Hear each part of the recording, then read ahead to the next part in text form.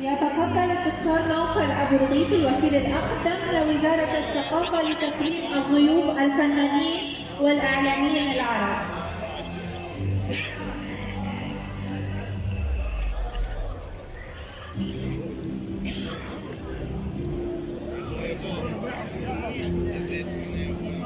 Thank you.